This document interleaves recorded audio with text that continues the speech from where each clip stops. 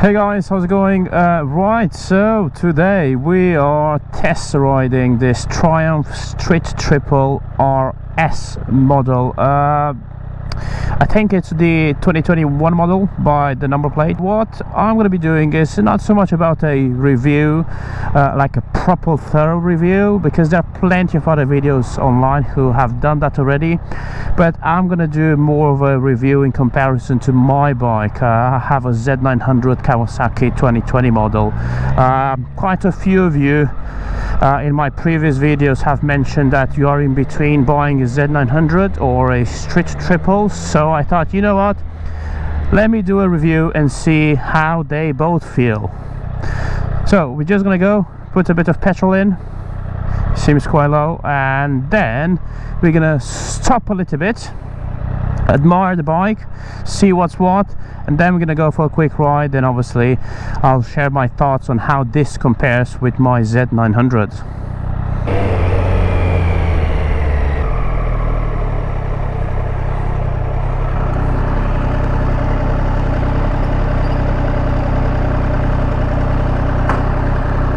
This is definitely very weird, because usually you have like some sort of hook here, at least on the Z900, to pull this down, but with this one you don't have. So yeah, it feels a little bit weird to put the stand down. Right, let's give it a little bit of juice, put some petrol in. Right guys, so there you have it. This is the Triumph Street Triple RS. Now the RS, I think, is the ultimate performance model, which comes with a few extra bits. It's not a bad looking bike, to be honest, but again, the thing is, design, it's a very subjective thing, and in fact for me the design is one of those things which kind of put me away. And in all fairness, it's all to do with these, you know, it's all almost looks like an angry wasp or something, so I just didn't like that, you know, so that's why instead I went for the Z900. Now some people might be okay with that, which is fair enough.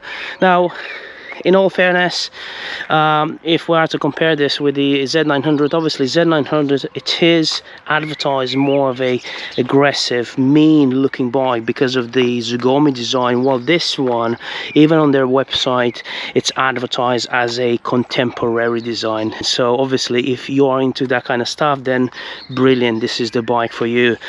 A couple of things which I love about this bike is obviously the bar end mirrors. This is a triple engine, so this is actually the first time I ride a triple engine, so we'll see how that's going to be.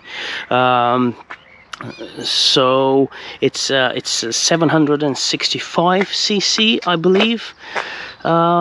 So yeah, as I mentioned previously, I'm not here to do a proper review with all the specs, you know, it's more just a test ride, just a comparison with my Z900. So we have some beautiful bar and mirrors, we have a nice TFT dash screen. In fact, you can even tilt the dash screen depending how, you know, depending how tall you are, and you know, whichever position suits you better. Yeah, it's definitely like, it's just that front part which I don't like, because all this looks amazing, even the seat itself. I'm not sure if the standard one comes with this seat, but this one definitely looks more comfortable compared with the Z900. In fact, I'm planning to do a video on the Z900 seat and comfort really soon. If you are interested in that, post a comment below and let me know. But yeah, this looks very comfortable. You can see how soft it is, whilst the Z900 is literally like a rock.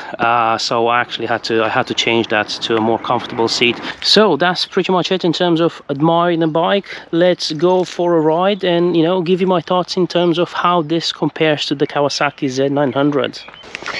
Right, first things first, let's start this up and see how it sounds.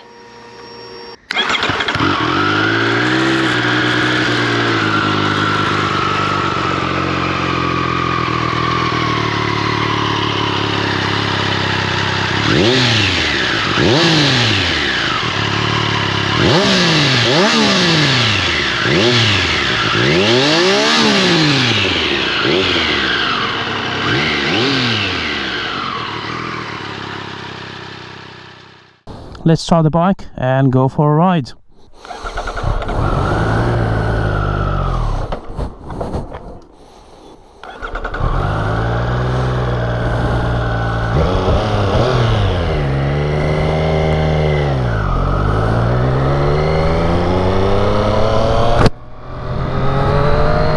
One thing which I really like are these bar end mirrors. I think they first of all look really cool aesthetically, but also you get quite good visibility.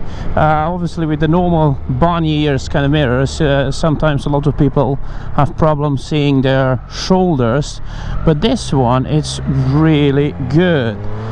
The only thing I've noticed is after a certain speed, so right now we're going about 50 miles an hour, you do get some vibration, so they do get a tiny bit blurry. It's probably still visible enough, but yeah, just something to bear in mind. However, I will definitely borrow this and basically get myself a set of bar and mirrors for my Z900. Position itself feels quite good. It's very similar with the Z900. So obviously you are riding a naked bike, which is which has a more upright position. However, you are not fully upright the same way you would be with like an adventure bike. So you're still probably inclined a tiny bit, like 5%, and that's exactly how the Z900 is. The other thing I've noticed as soon as I got on the bike is the fact that the foot pegs are a tiny bit higher, which in some ways it actually makes my feet go all the way up nicely against the tank, so that's good. But so I'm assuming for track days, for those people who like going on tracks, you know, this is probably very good. However, speaking about comfort, I'm assuming for a long period of times having your feet tiny bit higher, obviously that will affect the comfort. Although still, obviously, it's not that bad, you know, it still feels pretty good. It's just like I said, in comparison to my Z900, they do feel a little bit higher. It definitely has a nice tune to it. So obviously the Z900 is an inline 4, while this is a triple, so it's almost like an inline 4, but with a bit of a character, I guess. It sounds tiny bit different. It's actually hard for me to compare it now, because I've literally just put a full system, a full Scorpion system on my Z900, so that one is stupidly loud now, while this one is still, well, this one is quiet. So yeah, it's a bit tricky to compare, but it definitely has a nice tune to it, these triples.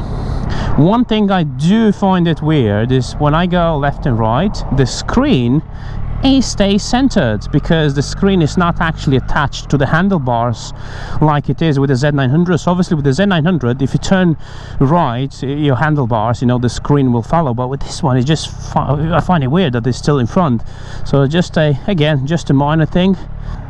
This bike comes as standard, at least on the, again, I might be wrong, but at least on the RS model, the performance model, it comes with a quick shifter. Now again, this is the first time I'm using a quick shifter, so it feels quite good, you know.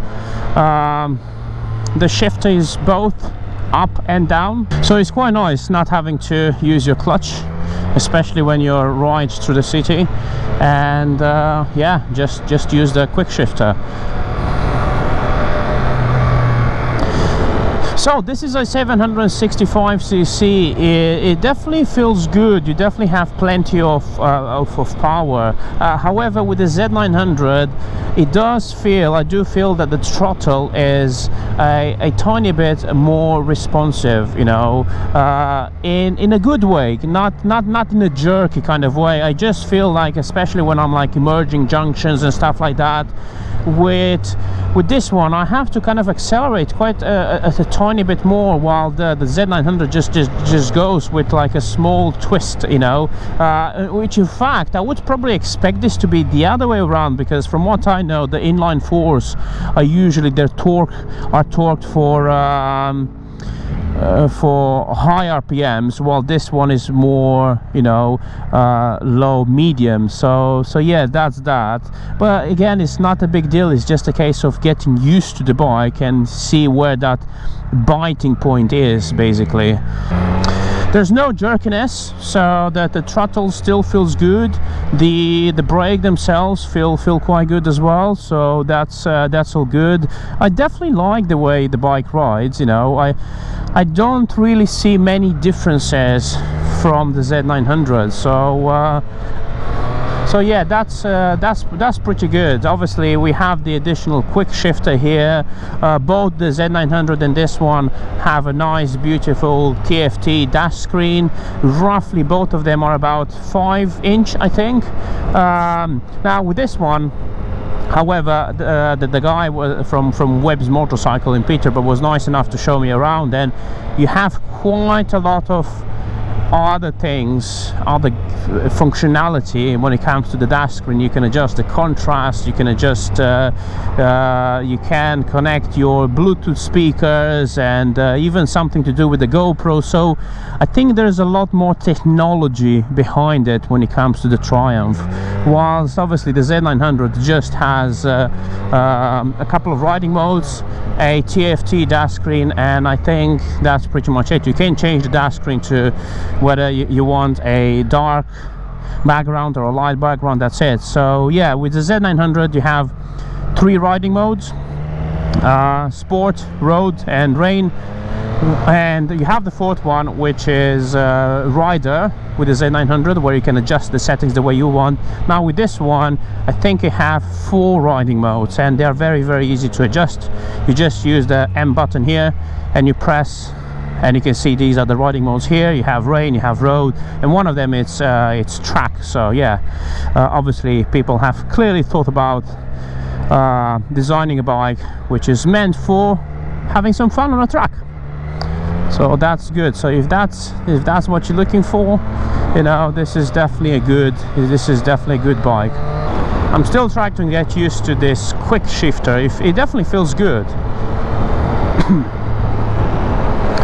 Now obviously the triple has a kind of a different sound, you know, than an inline 4, and if I am to choose which one I prefer more, obviously this one doesn't have a full system whilst mine does, so again it's a bit hard to compare, but I still think I do prefer in general how the inline 4s, not just mine but in general, how the inline 4s sound. And the other thing to consider, so yeah, definitely I'm just looking at my mirrors right now, and you definitely get some vibrations. So the other thing to consider is the price point. This one starts, I can't remember, I was just in the dealership, and it starts at roughly, I think, about either 10 or 11 grand. So obviously we're talking about in British pounds here, whilst the Kawasaki Z900, it's a tiny bit cheaper. I think it's roughly about 9 grand. So so yeah, it's all about, obviously with this one you do get a few extra bits and pieces, but in the same time the Z900 is the bigger bike because it has a bigger engine. Tank wise, I don't know how big this tank is. I have a feeling it's kind of the same. I know the Z900 has about 17 liters, so this one I think has 70 liters as well. So in some ways these bikes are actually similar. So sometimes it's, you know, when it comes to making a decision, you have to take in consideration other things like the design itself. You know, depends what you prefer. I really like the way the Z900 looks like, whilst other people might like the way this one looks like. So yeah, that's something that obviously you should consider. So I guess the final question is, would I recommend this bike to anyone? Yeah, definitely. It definitely feels fun to ride. It feels good, it's comfortable. Now, which one would I pick between the Z900 and the Triumph Street Triple RS?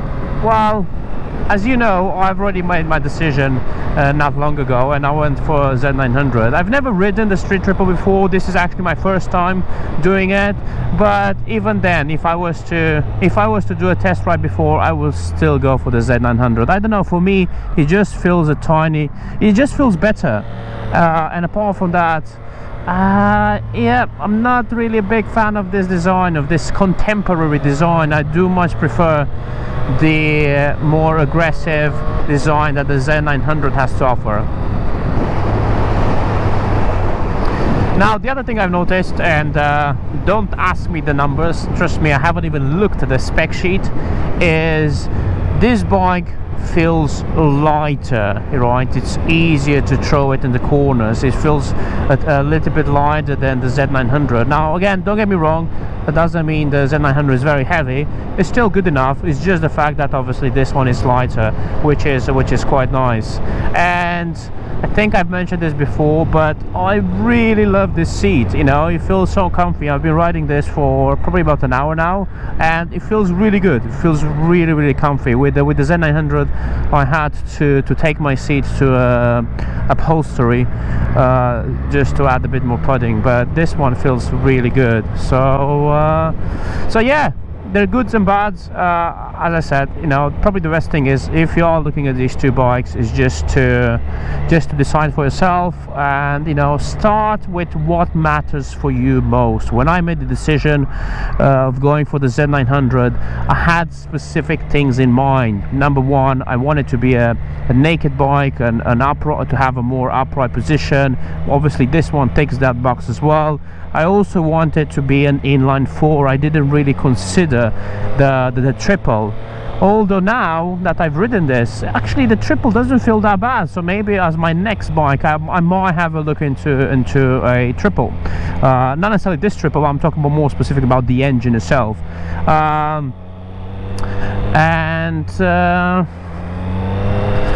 So yeah, and the design, very, very important, the design. So that's why I went in the end with the Z900. So I hope you guys enjoyed the video.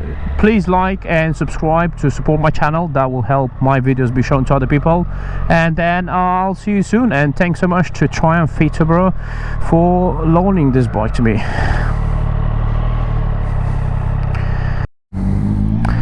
And here's my beauty. It's time to say goodbye and then jump on my Z900.